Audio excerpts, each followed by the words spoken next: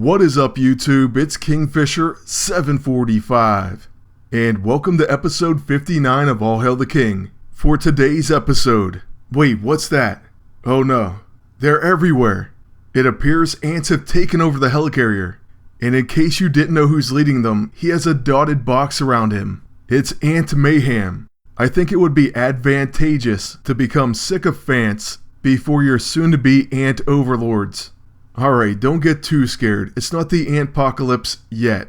It's just Ant Week Day 3. But that is unfortunately an antecedent of Antageddon, the beginning of the end.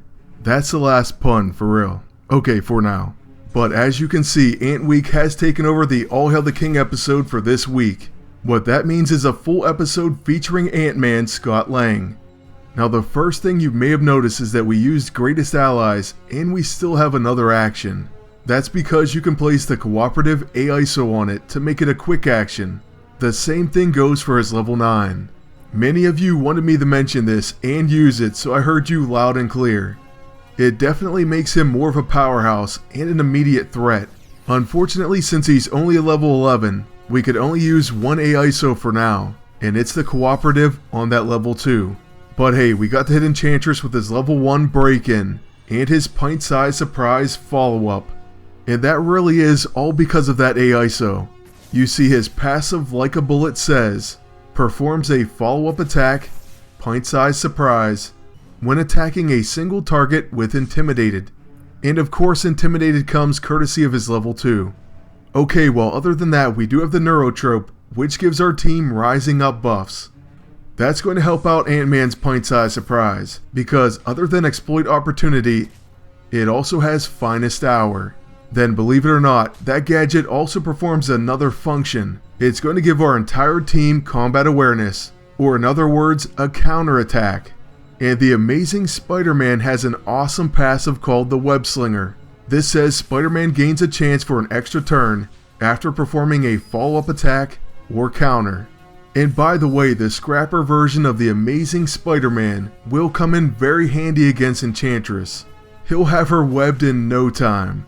So I hope you can see the value in this team, even though it's something that's not always used. It can still win, even against one of the strongest meta teams. Also, by the way, Amazing Spidey can get extra turns all over the place. He of course still gets them from Spider Sense. So with that extra turn we'll finish off Enchantress. Then because of our follow-up attack on an Infiltrator, he's gonna get yet another turn. So with that we'll use our level 9 on the enemy agent. That level 9 has a stun, so if they don't have Relentless, you might as well let them have it. Oh, and one more thing that I should point out. Since we're using the Scrapper Spidey, we've equipped the brand new Combatant Empowered ISO 8. This prevents effects that lock out melee attacks, makes Spidey immune to Winded, and gives him on the offensive. Performing a follow-up attack increases attack and chance of critical hits. So yeah, we're trying out a number of things in this match. That's actually kind of going to be the theme for this video, right after the whole ant thing. At least for this episode, we're going to try to think outside the box. That's right, we're going anti-establishment. Not to get too philosophical on you all. We won't be delving into the anthropic principle or anything, but if you are allergic to trying something different, you better bring your antihistamine. Well, with Ant-Man's final moves, we'll first use the Greatest Allies, then finish this match with a Pint-Size Surprise. That hit did 64,000 damage. So who says Ant-Man can't be useful? Those people are downright cantankerous. Alright, I'm done. I apologize. In this next match, we're facing a Quick Lord team. And they can be annoying, but with Iron Fist on our side, it should be pretty easy. Too bad we took off the Black Roscoe. But the reason we're using Iron Fist with Ant-Man is because he's a very solid support character, and with his AISO, his heals will grant rising up. So he's going to prevent debuffs on our team, heal us, and then also help out Ant-Man's Pint-Size Surprise. You know, because of the whole Finest Hour thing. So after the evil enemy agent takes his turn, then Scott Lang's going to be up next, and we're once again going to begin by using Greatest Allies. After our ants set up Opportunist and Intimidated, We're then going to go after whoever we can do the most damage to. And right now it looks like Star-Lord. So we'll use a Pint-Size Surprise, and we'll get that as a follow-up attack as well. Just like that, Star-Lord's taken down before his very first turn. So talk about packing a punch. That little guy sure can drop an enemy. With Star-Lord out of the picture, we should have a much easier time winning this fight. No more united front, no more 12% of a plan. And this may be hasty, but no more chance for the enemies to win. The only thing that even bothers me is the Relentless Rapier could knock out Ant-Man before he gets his shot at redemption. But hey, Scott may not even get close to knockout range anyways, so it's probably going to be a non-factor. Now on Iron Fist's turn, we should definitely heal our agent. But since Ant-Man only had Agile and Fortified, we went ahead and gave him Rising Up buffs anyways. Next, the enemy agent hits his own Quicksilver with that combat sensor. Then he does attack our agent, plus he gets a follow-up as well. We somehow managed to live, and so now with Ant-Man, we're going to use our level 6 on the enemy Quicksilver. Sadly, we don't have Strengthened, but it still looks like it's going to do a lot of damage. And it does hit for over 35,000 non-crit. It's a shame that that didn't critically hit, but hey, at least we got a pretty big knockout. And now after using the Light Fantastic, our agent will end it with the No Mercy. Alright, so we beat the two biggest meta teams. And now for this last one, we're going to use a very odd combination. Well, it's not as odd as you may think, but our setup is kind of different. First, we're going to use the Neurotrope, and we have the Shepherd Staff. Then we're going to try out Nova. Yes, Nova. He also has Opportunist on his level 2, which is a quick action. Plus, we were fortunate enough to win the Speeding AISO. And it's interesting.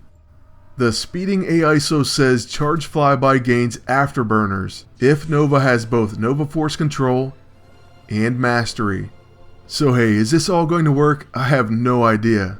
So let's go ahead and find out together. Oh, and one more thing. I was also lucky enough to win the Calamitous Augmented ISO 8.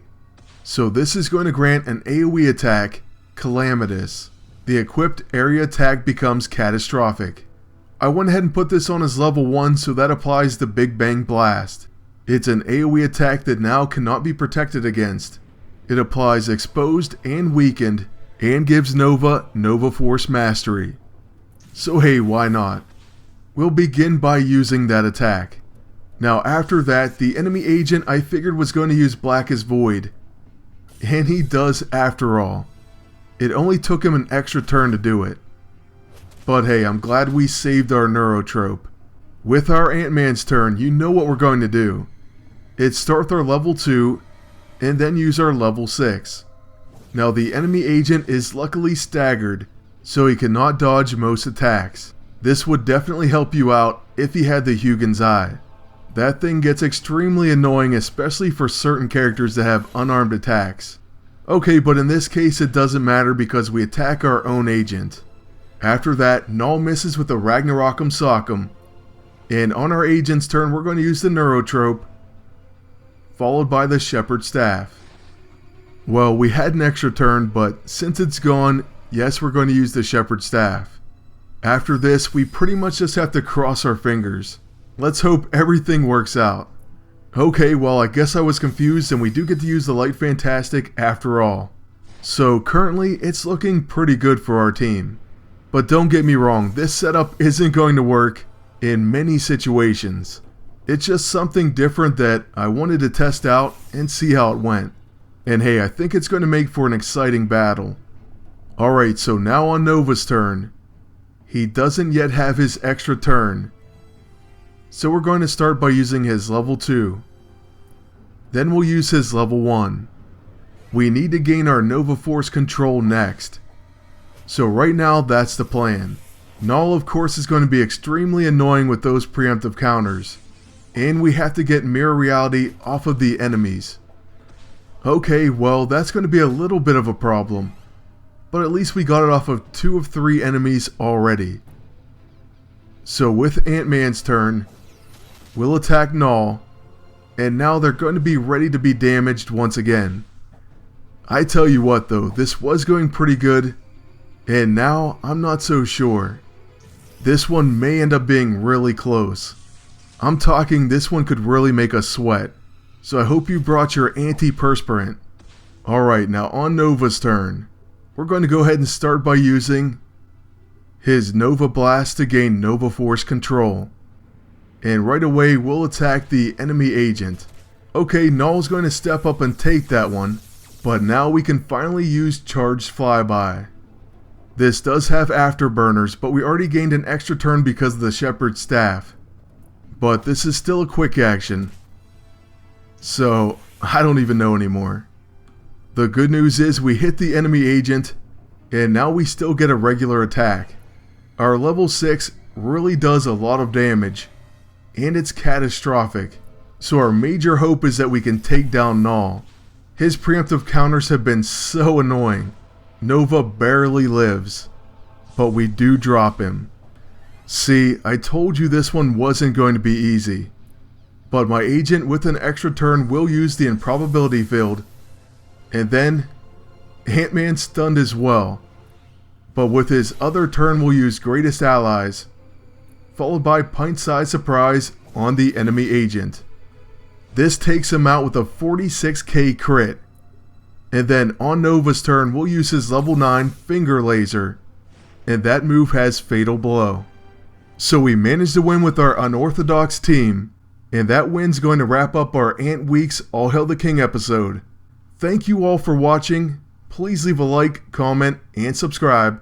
Then until next time, good luck and take care.